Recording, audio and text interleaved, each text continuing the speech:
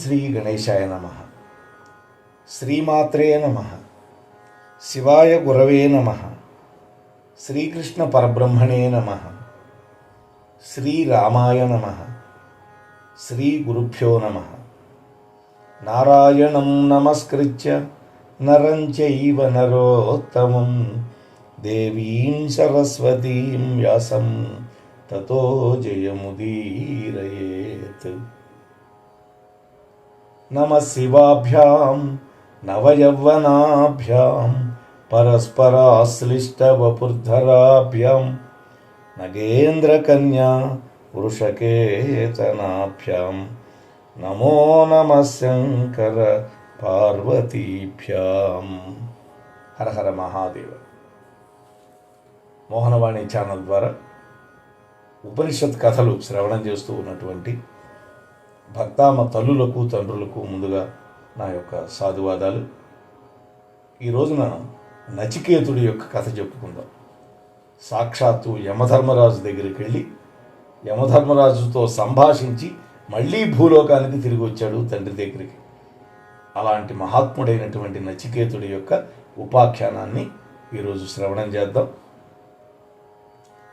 దీనికి మంత్రం ఏంటంటే, ఓం సహనావవతు సహనౌ భునక్తు సహ వీర్యం కరవావహై తేజస్వినావధీతమస్తు మా విద్విషావహై.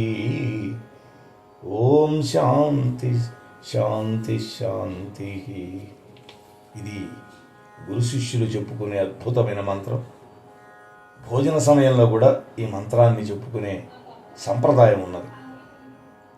ఏమిటి దీని అర్థం అంటే, గురు శిష్యులమైనటువంటి మన ఇద్దరిని ఆ భగవంతుడు రక్షించుగాక, మన ఇద్దరిని పోషించుగాక, మన ఇద్దరము ఊర్జిత శక్తితోటి పరిశ్రమ చేద్దాము, మన స్వాధ్యాయం ఏకాగ్రము ఫలవంతము అగుగాక, ఎన్నడూ మనమిద్దరము పరస్పరం ద్వేషించుకొనకుందుముగాక.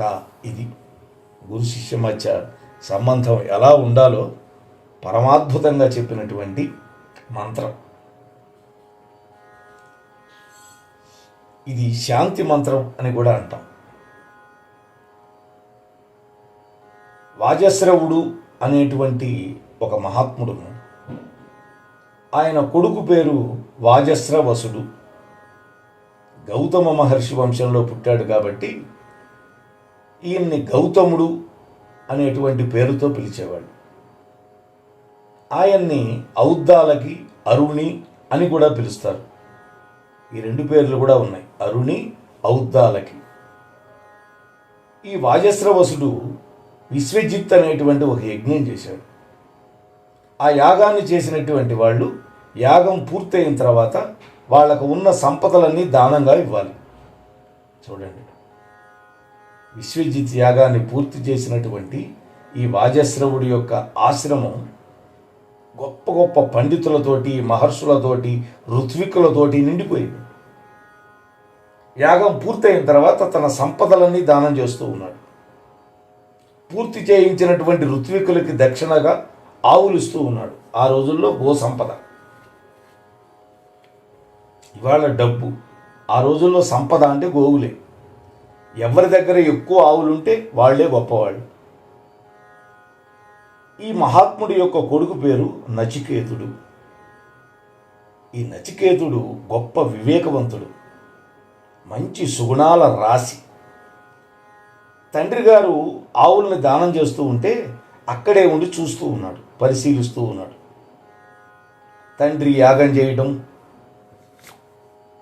అది పూర్తవ్వడం, దానాలు చేయడం, ఆ దానాలు పుచ్చుకోవడానికి గొప్ప గొప్ప వాళ్ళు రావడం అన్నీ కూడా చూస్తూ ఉన్నాడు. అవన్నీ చూసి వాటి గొప్పతనం తెలుసుకొని అటువంటి విషయాల మీద భక్తి శ్రద్ధ పెంచుకుంటూ ఉన్నాడు.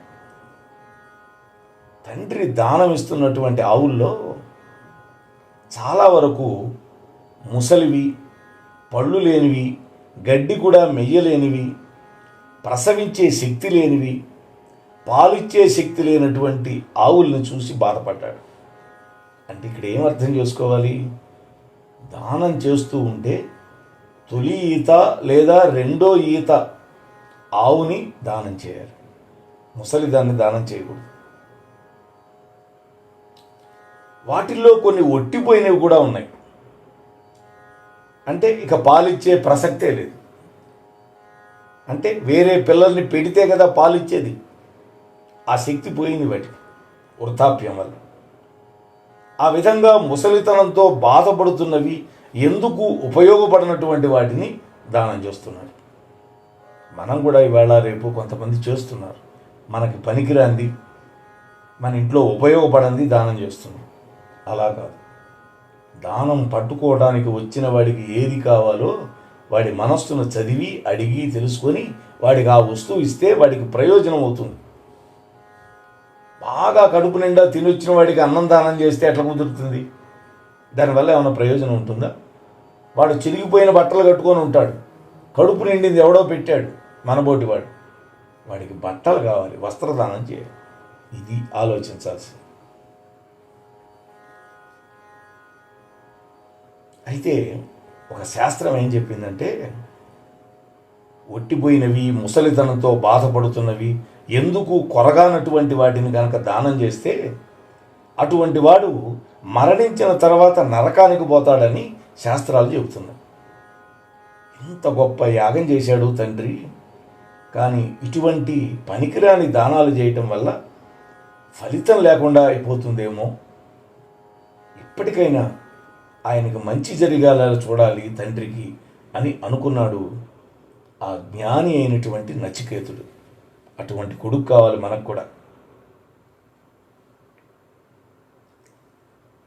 తండ్రి యాగాన్ని పూర్తి చేసిన తర్వాత తన దగ్గర ఉన్నవన్నీ దానం చేసేయాలి అని నచికేతుడికి కూడా అర్థమైంది. తండ్రి దగ్గరికి వెళ్ళాడు. నాన్నగారు, యాగం పూర్తయిన తర్వాత మీ దగ్గర ఉన్నవన్నీ దానం చేయాలి కదా, అది కదా శాస్త్ర వచనం, మరి నన్నెవరికి దానం చేస్తున్నారు అని అడిగాడు. చూసారా, చిన్నవాడు కాబట్టి ఏదో అడుగుతున్నాళ్లే అనుకొని బదులు చెప్పకుండా ఊరుకున్నాడు వాజస్రవసుడు. నచికేతుడు మాత్రం ఊరుకోల, మళ్ళీ అడిగాడు. నాన్నగారు, నన్నెవరికి దానం చేస్తున్నారు అని అడిగాడు. ఇప్పుడు కూడా వాజస్రవసుడు మాట్లాడకుండా మౌనంగానే ఉన్నాడు.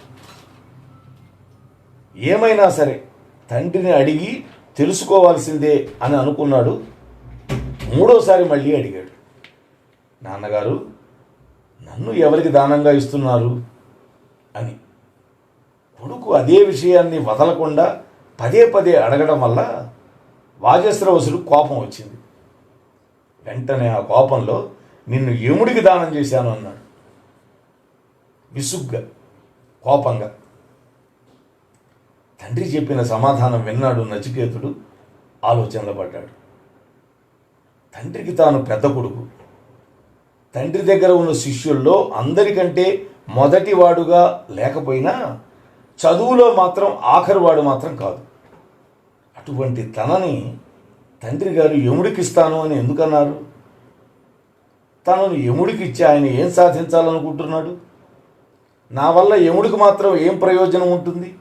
అయినా తండ్రి అన్న మాటని నిలబెట్టుకోవాలి, తండ్రిని సత్యంలో నిలబెట్టాలి. ఇది పుత్రుడి యొక్క ధర్మం.